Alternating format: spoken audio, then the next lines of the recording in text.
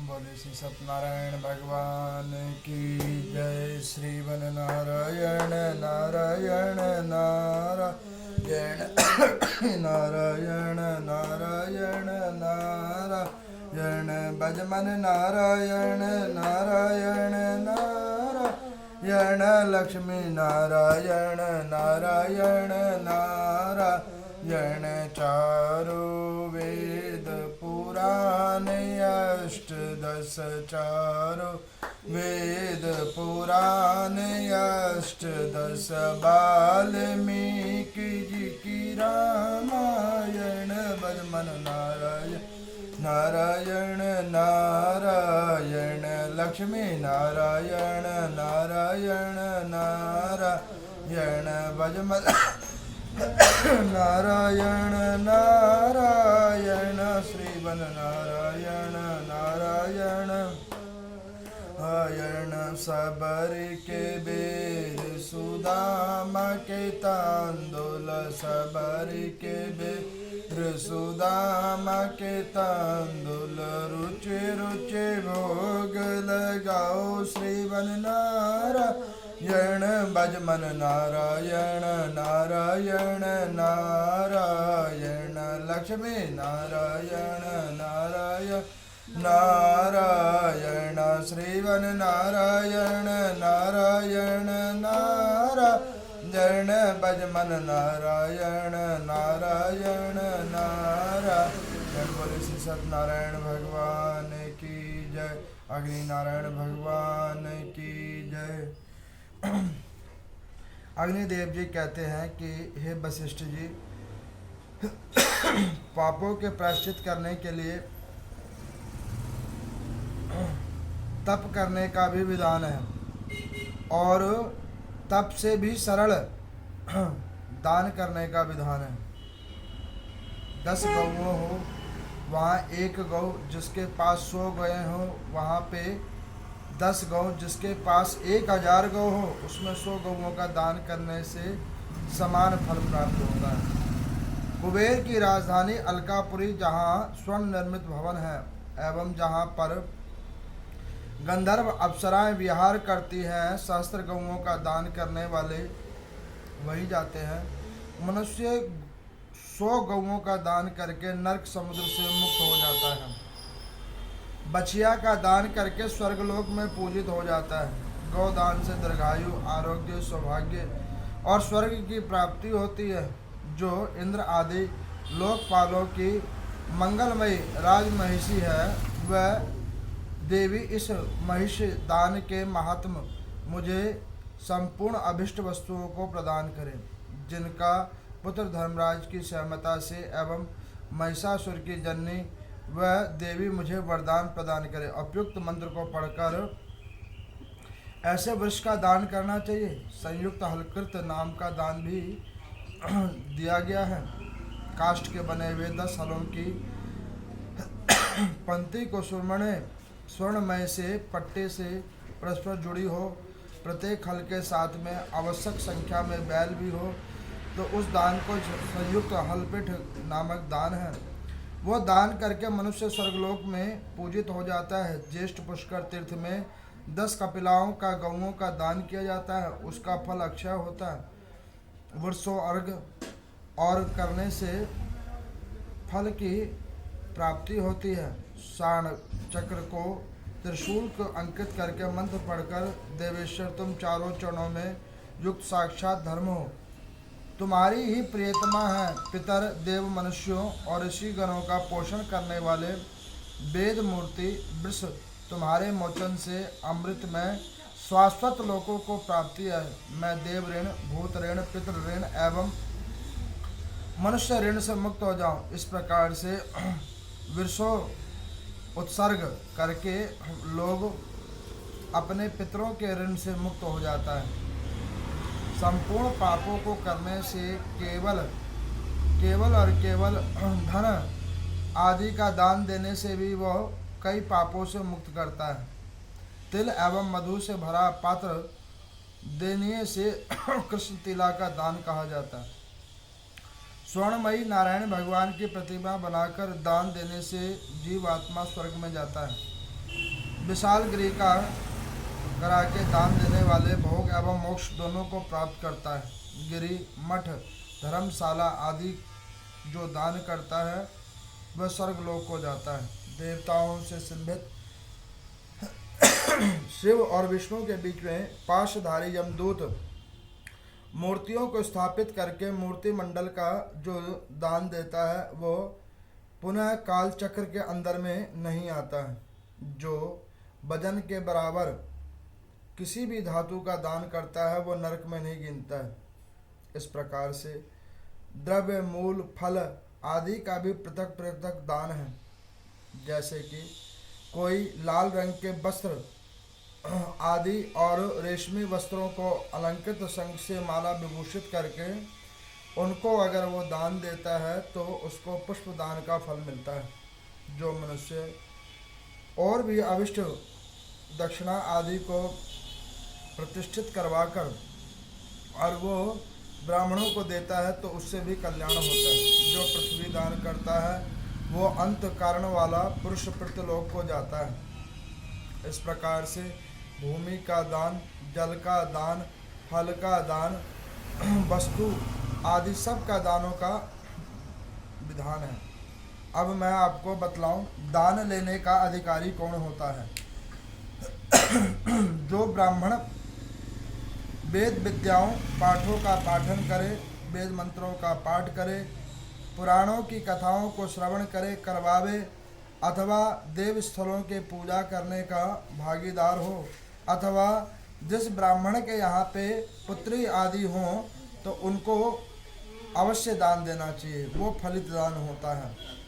कन्या को दिया हुआ दान, अतिथि को दिया हुआ दान अथवा निर्धन को दिया हुआ दान उसके बराबर समान ही होता है। बैलों से युक्त सट्टाधन आदि द्वारा दान देकर ब्राह्मण के इच्छा अनुसार किए गए पूजन आदि कर्मों का दान देने से उनका भी निमित्तार्थ किए गए पुण्य कर्मों से वो जीव आत्मा स्वर्ग की सुख का भागी होता है।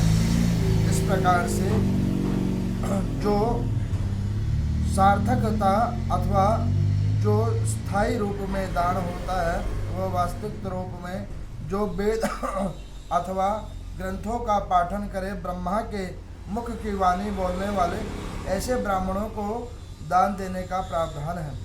घृत, तेल और लवण का दान आदि भी जीव आत्मा के करने से नाना प्रकार के पुण्य होता है। वृक्ष उद्यान, भोजन, वाहन आदि का भी दानों का विधान है। पृथ्वी के ऊपर में अंतगत्वा सहस्त्र वाजपेयी यज्ञों के विधि पूर्वक जो दान और है उसमें एक दान विद्या दान भी है। जो कोई विद्या का दान निःशुल्क करता है उसको भी अंत में शिवलोक की प्राप्ति होती है, सरस्वती का अनुग्रह उसे प्राप्त होता है। जो ऐसे धर्म कर्म के कार्यों में अपने शारीरिक शरीर से सेवा भाव करता है अथवा पुराणों का दान करता है उसको भी सुतल लोक का लोक मिलता है। जो जीविका को चलाने के लिए लोगों को जीविका प्रदान करवाता है उसे भी ब्रह्मा, विष्णु, महेश आदि पूजन करने के बराबर का फल मिलता है। जो मंदिर के अंदर में जाकर झाड़ू बुहारू आदि करता है, मंदिर में साफ आदि करता है अपने तन से, वो भी देव को प्राप्त करने के योग्य होता है। इस प्रकार से ये नाना प्रकार के दान हैं जिसको करने से जीवात्मा अपने किए हुए पाप कर्मों के प्रायश्चितों से अपने आप को मुक्त करता है। इस प्रकार से अग्निदेव भगवान कहते हैं कि मैं आपको बताता हूँ कि दोनों काम्य दानों दान दो प्रकार के होते हैं, एक काम्य दान और दूसरा मेरु दान। काम्य दान वो होता है जिसमें किसी भी ब्राह्मण के निमित्तार्थ पूजन करवा के उसका पूजन के बाद उसका दान दिया जाना, उसे काम्य दान होता है। जिसमें कामना निमित्त होती है, जिसमें देवी अथवा देवता के निमित्तार्थ और पितृ के निमित्तार्थ किया हुआ पूजन पाठ का दान ब्राह्मणों के दिया जाता है। और मेरु दान वो दान होता है जिस दान के अंदर में जीव आत्मा किसी भी कामना को छोड़कर अन्यत्र उसमें किसी भी मनुष्य को वो दान देता है तो उसे मेरु दान का कहावत है।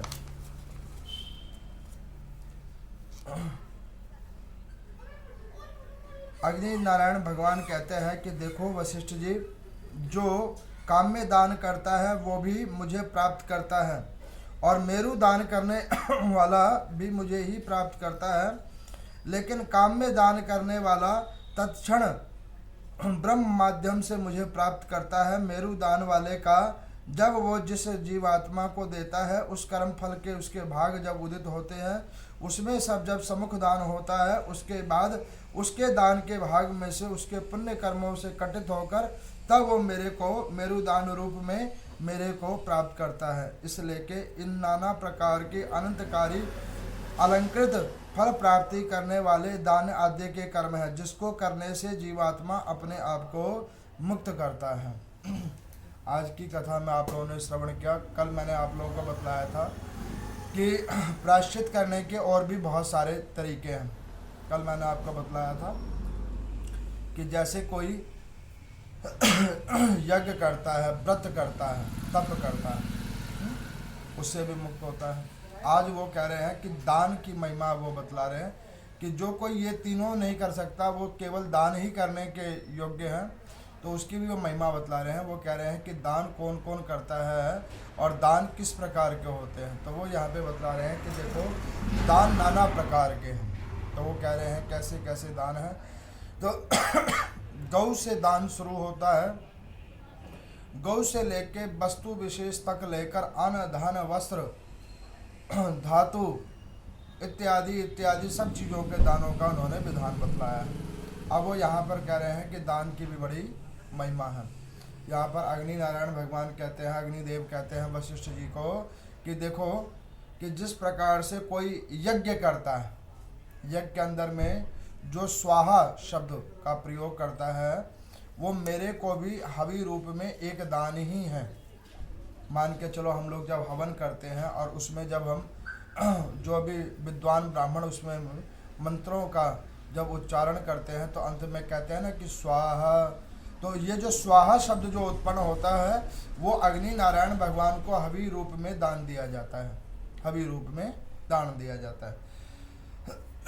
तो वो कहते हैं कि जो कोई ऐसे दान करता है अथवा ये सब चीज़ों को नहीं जानता, तो वो कहते हैं कि ऐसे जब कोई आप किसी भी कृत्योग आदियों को नहीं जानते हो तो सबसे सुलभ तरीका वो कहते हैं कि जीवात्मा को चाहिए कि अंतगत्वा किसी भी वेद पाठी ब्राह्मण देव स्थलों का पूजन करने वाले, वेदों पाठों का श्रवण अथा कथा वाचन करने वाले, वैदिक मंत्रों से पूजा पाठ करवाने वाले अथवा किसी भी ब्राह्मण जिसके पास कन्या आदि हो उसको दान देना सबसे फलदायी बतलाया गया है।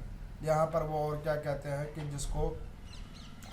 जिस भी ब्राह्मण जो ऐसे कर्म नहीं करते हैं। अब आपको बताता हूँ दान कई कई प्रकार के होते हैं। मेरे को कई बार कुछ लोग पूछते हैं कि पंडित जी देखो पितृपक्ष में हम क्या करते हैं कि दान जो है सो वो हम लोग जो है सो क्या करते हैं कि मंदिरों में ना देकर, ब्राह्मणों को ना देकर हम लोग वैसे ही बांट देते हैं, क्योंकि मंदिर में जो पंडित जी वगैरह होते हैं उनको पास में दान लेने की जगह नहीं होती है, इच्छा नहीं होती है अथवा खाते नहीं हैं। अब आपको मैं एक और बात बतलाता हूँ कि आप एक मंदिर के अंदर में जाते हो, वहाँ पर जब आप भगवान के पास में जाते हो तो वहाँ पर जब हर कोई फूल चढ़ाता है, हर कोई फल चढ़ाता है, हर कोई नैवेद्य चढ़ाता है। एक बारी में पता नहीं असंख्य लोग असंख्य जगहों पे फूल पत्र फल अथवा ज्योत आरती मंत्र उच्चारण यज्ञ आदि के कर्म करते हैं कि नहीं करते हैं। अब ऐसे कोई सोचे कि भगवान तो ये सब इतने लोग कर रहे हैं और मैं भी कर रहा हूँ, वो पता नहीं भगवान को स्वीकार्य हो रहा है कि नहीं हो रहा है। तो मैं आपको बतलाऊं कि जो भगवान होते हैं वो भाव आपका देखते हैं और वो उसको स्वीकार कर देते हैं। उसी प्रकार से जो ब्राह्मण देव स्थलों की सेवन पूजन करते हैं, पाठन करते हैं, उनको अगर आपने उनके निमित्तार्थ संकल्प करके निकाल दिया, उस ब्राह्मण ने जब ही संकल्प करवा के उसको ग्रहण कर लिया तो वो आपके पितर को प्राप्त अपने आप हो जाता है। ये शास्त्र कहता है, ये व्यक्ति विशेष की वार्ता नहीं है, शास्त्र की वार्ता है। अब यहाँ पर वो कह रहे हैं दान लेने की श्रेणी में कौन कौन आते हैं, तो वो यहाँ पे बतला रहे हैं कि दान लेने की श्रेणी में एक जो देव स्थलों के ब्राह्मण हैं, जो वैदिक कर्मों को जानते हैं, वैदिक पद्धति को वो आगे करते हैं, ऐसे ब्राह्मण जनों को दान लेने का है। अथवा वो कहते हैं कि जो पुत्री होती है, कुल की पुत्री होती है, अथवा ऐसे अतिथि अथवा ऐसे कोई विपिन जो आपके कुल और समाज में है, वो दान लेने के अधिकारी होते हैं। अब आपको मैं बतलाता हूँ कि मान के चलो पितृपक्ष का दान है, कल अमावस्या है, अमावस्या का दान है। मान के चलो कोई व्यक्ति ये कहे कि अमावस्या का हमने भोजन बनाया और ब्राह्मण को ना दे के हमने किसी निर्धन को दे दिया, तो क्या वो मान्य है? तो मैं आपको बतलाऊं, देखो अभी आपने सुना दो प्रकार के दान हैं, एक काम्य दान है और एक मेरु दान है। जो काम्य दान होता है वो दान कौन सा होता है? जो आप वेद पाठी ब्राह्मणों के माध्यम से आप दान करते हैं, उसे कहते हैं काम्य दान। काम्य दान में क्या होता है, जो ब्राह्मण उस दान को लेता है वो वहाँ के देव अथवा देवी अथवा देवता के निकटतम करके वो दान लेता है। और मेरु दान में क्या होता है कि आपने किसी को भी दे दिया।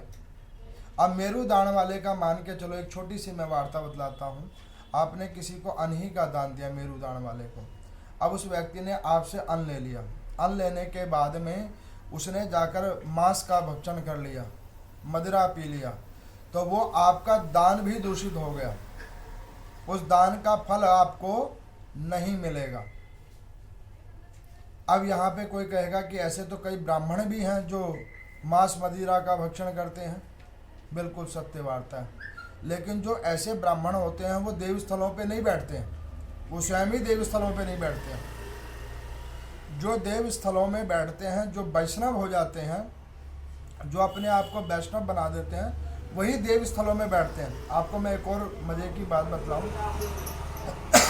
कई लोग ये सोचते होंगे कि देव स्थलों में बैठना बहुत आसान पड़ता है।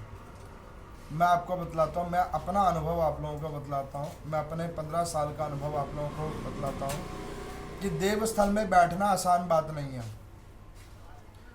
एक दिन तो आदमी प्रसन्नता से आ जाता है, 2 दिन आ जाता है, 4 दिन आ जाता है, सुबह भी आ जाता है, शाम को भी आ जाता है, चलिया तक कर लेता है जीवात्मा।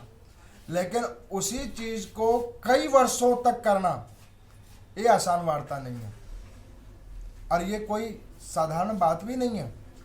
आप करके देखो, मान के चलो नवरात्रि 9 दिन के होते हैं। मैं यहाँ पे प्रायः देखता हूँ लोग 9 दिन तक प्याज लहसुन नहीं खाते हैं, कहते हैं नवमी तक हम नहीं खाते। लेकिन जिन क्षेत्रों में अष्टमी पूजन का विधान है, खेतरी विसर्जन हुआ नहीं हुआ, शाम को फटाफट प्याज लहसुन घर में आ जाता है। 8 दिन भी त्याग नहीं हो पाता है, फटाफट जीवात्मा भागता है उसकी ओर। और तो और अब ऐसा प्रचलन हो गया है, कई ऐसे जीवात्मा उत्पन्न हो गए हैं जो ये भी नियम नहीं मानते। वो कहते हैं जी हम मानते ही नहीं हैं, वो बीच में भी खा लेते हैं। अब आप ये देखो कि कोई व्यक्ति जिसने अपने आप को देव को समर्पित कर दिया, देव कार्य के लिए समर्पित कर दिया, ये कोई आसान बात नहीं है। कहना आसान है, करना बहुत कठिन है। मैंने तो प्रत्यक्ष देखा है। और मैं ये भी आपको बतलाऊं कि आपको सुन के बड़ी हैरानगी होगी, जिस समाज के अंदर में मैं बैठता हूँ, ऐसे क्षेत्र के अंदर में यहाँ पर 1200 फ्लैट है। इस क्षेत्र के अंदर में 1200 फ्लैट है। 1200 फ्लैट के अंदर में 2500 लोग रहते हैं। अब अगर 2500 लोग यहाँ पे मंदिर में आकर पूजन पाठ करें तो जो सुबह शुरू होगी वो शाम तक ख़त्म नहीं होगी। लेकिन यहाँ पर कौन आता है? जिसके ऊपर हरि की कृपा होती है। हर कोई नहीं आ सकता, हर कोई पूजा भी नहीं कर सकता। अच्छा, आपको मैं एक और वार्ता बतलाऊंगा, सुन के बड़ी आपको हैरानगी होगी। एक कथा हो रही है, अग्नि पुराण की कथा हो रही है। अच्छा, श्रद्धा सब में जागृत है। जो भी इस ग्रंथ को सुन रहा होगा अथवा देख रहा होगा, वैसे विचार कर रहा होगा, श्रद्धा सब में जागृत होगी। लेकिन सबके भाग्य में यह ग्रंथ का फल नहीं है। क्यों नहीं फल है? क्योंकि अब लोगों ने क्या कर रखा है, इस ग्रंथ को कई लोग जो ऑनलाइन सुनते हैं वो क्या करते हैं, आराम से बैठ के किचन का काम कर रहे हैं तो वहाँ पे वो चला रखा, वहाँ सुन रहे होंगे। कोई पार्क के अंदर में बैठ के सुन रहा होगा। अच्छा, किसी को नींद नहीं आ रही होगी तो वो कान में इसको लगा लेगा तो रात को अच्छी सी नींद आ जाएगी, अथवा दोपहर को नींद आ जाएगी। किसी ने किसी रूप को बना रखा है, किसी ने किसी रूप को बना रखा, कहने के लिए कथा श्रवण हो रहा है। ऐसे कथाओं श्रवण का कोई फल नहीं है और ऐसी कथाओं का कोई लाभ नहीं है। इसी प्रकार से ऐसे दानों का भी लाभ नहीं है जो आप अन्यत्र देते हो। दूसरी वार्ता आपको मैं एक और बात बतलाता हूँ। देखो, जैसे कि आपने पोस्ट ऑफिस के अंदर में गए, पहले के टाइम में क्या होता था कि लेटर बॉक्स बने होते थे जगह जगह क्षेत्रों में। पोस्ट ऑफिस एक आध होते थे, लेकिन लेटर बॉक्स जो है थोड़ी थोड़ी दूरी पे वहाँ पे होते थे। तो जो पोस्ट मास्टर होते थे 2-4 दिन में जाते थे, वहाँ से वो चिट्ठियों को उठाते थे, फिर पोस्ट ऑफिस जाते थे, फिर पोस्ट ऑफिस से दूसरे गंतव्य पे पहुँचता था। 2-4 महीने लग जाते थे ये खेल होने में। लेकिन जगह जगह क्षेत्रों में एक छोटे छोटे लेटर बॉक्स बना दिए जाते थे, ठीक है। अब वो वहाँ से जो है उठा के पोस्ट मास्टर लेके जाता था और वो ऐसे करके संदेश को देता था। अब अगर मान के चलो उस समय की ही हम वार्ता करें और कोई पोस्ट ऑफिस ना जा पाए और ऐसे लेटर बॉक्स के अंदर भी चिट्ठी ना डाल पाए और वो किसी ऐसे ही किसी बच्चे को दे दे, किसी व्यक्ति को दे दे या किसी ज्ञानवान व्यक्ति को भी दे दे कि भैया एक काम करो, ये जो चिट्ठी है इसको आप उस क्षेत्र तक पहुंचा दो, क्या वो चिट्ठी वहाँ पे पहुँचेगी? नहीं पहुँच पाएगी ना। क्यों नहीं पहुँचेगी? क्योंकि उसका माध्यम ही ठीक नहीं है। उसका माध्यम ठीक नहीं है, व्यक्ति ठीक है, माध्यम ठीक नहीं है। उसी प्रकार से जो दान लेने का अधिकार होता है वो केवल और केवल जो देव स्थलों के ब्राह्मण होते हैं उन्हीं को ही निर्धारित है, क्योंकि उनको ब्रह्मा जी ने नियुक्ति इसी चीज के लिए किया हुआ है। आप एक चीज सुनो, यहाँ पर हर जाति के अंदर में ब्राह्मण है, शर्मा है और भी कई हैं। मैं आपको अपने गांव की बात बतलाता हूँ। मेरे ग्राम के अंदर में 10,000 ब्राह्मणों के घर हैं। उस 10,000 ब्राह्मणों के घर के अंदर में केवल और केवल 200 घर ही ये देव स्थलों पे हैं और 200 घरों में भी 180 ब्राह्मण ऐसे हैं जिनकी आयु अब 60 वर्ष से ऊपर हो गई है या उसी के आसपास की है। 50, 55, 60, 65, केवल 20 घर ऐसे ब्राह्मणों के हैं जो अभी कम आयु में इस क्षेत्र में जुड़े हुए हैं।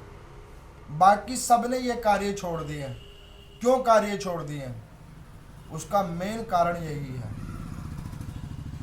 लोग ब्राह्मण समाज में निष्ठा रखना बंद कर चुके हैं। ब्राह्मणों के अंदर निष्ठा, अच्छा, निष्ठा खत्म कर देने की वजह से दिए हुए ब्राह्मणों का आशीर्वाद भी उन्हें फलित नहीं होता है। आपकी निष्ठा ही नहीं जागृत हो रही है। देव के अंदर निष्ठा खत्म हो चुकी है। तुलसी को एक औषधि ही समझ के बैठे हुए हैं। अरे वो नारायणी है, हरि प्रिया है, उसको एक औषधि समझ रखा है। गौ को एक दूध देने वाला पशु समझ रखा है। ऐसे प्रकार प्रकार से जिन्होंने सिर्फ एक माध्यम समझ रखा है अथवा सनातन धर्म को एक छोटा सा उत्सव मनाने का एक ढंग समझ रखा है अथवा रीत समझ रखी है, ऐसे मूर्ख व्यक्तियों को मैं क्या बतलाऊं। ऐसे जीव आत्माओं का कभी भी उद्धार नहीं हो सकता। एक उद्धार नहीं हो सकता। जो लोग गंगा को एक केवल नदी समझते होंगे उनका उद्धार नहीं हो सकता। जो केवल शिवलिंग को एक काला पत्थर समझते होंगे या शालिग्राम जी को एक काला पत्थर समझते होंगे उसका उद्धार नहीं हो सकता। या एक देव स्थल को गेट टुगेदर का पॉइंट समझते होंगे, तो उनका भी उद्धार नहीं हो सकता। ऐसों का दान भी नहीं लगेगा। अब आपको मैं बतलाता हूँ दान और कैसे होता है। मान के चलो प्रभु ने आपको क्या दिया है, वो ब्राह्मण को नहीं पता, लेकिन आपको तो पता है कि भगवान ने आपको क्या दान दिया है और आपके पास में क्या धन दिया हुआ है। जब आप उस धन का सदुपयोग नहीं करते हो, ऐसे दानों का सदुपयोग नहीं करते हो, उसका दुरुपयोग करते हो, तो उसका आपको भोगना पड़ता है। कैसे भोगना पड़ता है मैं आपको बताता हूँ। जैसे कि कोई किराए का मकान ले, जब किराए का मकान लोगे आप, तो आपको किराए के मकान में आपको सब कुछ बतलाया जाता है कि ये देखो इस घर के अंदर में इतनी लाइटें लगी हुई हैं, ये विद्युत का कनेक्शन है, ये जल का कनेक्शन है, ये टोटियाँ लगी हुई है, ये गैस का कनेक्शन है, बतलाया जाता है ना, इस घर में ये चीज़ें आपको हम प्रदान कर रहे हैं। जब आप उस घर को खाली करते हो अथवा उसका मालिक खाली करवाता है, तब आपसे क्या पूछा जाता है? लाइटें सारी जल रही हैं, पानी ठीक से चल रहा है, विद्युत सही से आ रहा है, उसका बिल आपने जमा किया कि नहीं किया, पानी का बिल आपने जमा किया कि नहीं किया, गैस का बिल आपने जमा किया कि नहीं किया। और जब हम वो चीज़ों को जमा नहीं करते हैं, तो फिर उसका जो मालिक होता है वो दंड स्वरूप में आपके ऊपर में उसका जो दंड होता है वो लगवाता है, उसका जो दंड होता है वो लगवाता है। अब जब वो उसका दंड वो लगवाता है, तो उसमें वो क्या करता है, व्यक्ति क्या करता है कि जो जो उसने नुकसान किया होता है, जो जो उसने उसमें खराब किया होता है, उस खराब किए हुए का उसे वहाँ पर या तो धन देना पड़ता है अथवा उसको ठीक करके देना पड़ता है। ये तो पृथ्वी लोक का नियम है, लेकिन भगवान नारायण का इससे भी अलग ही नियम है। वो क्या करते हैं, धन दिया है वो भी आपसे पूछा जाएगा, शरीर दिया हुआ है उसका भी हिसाब लिया जाएगा, अन्न वस्त्र सम्मान तेज ज्ञान विवेक समाज कुल कुटुंब, इन सब का आपको हिसाब देना पड़ेगा।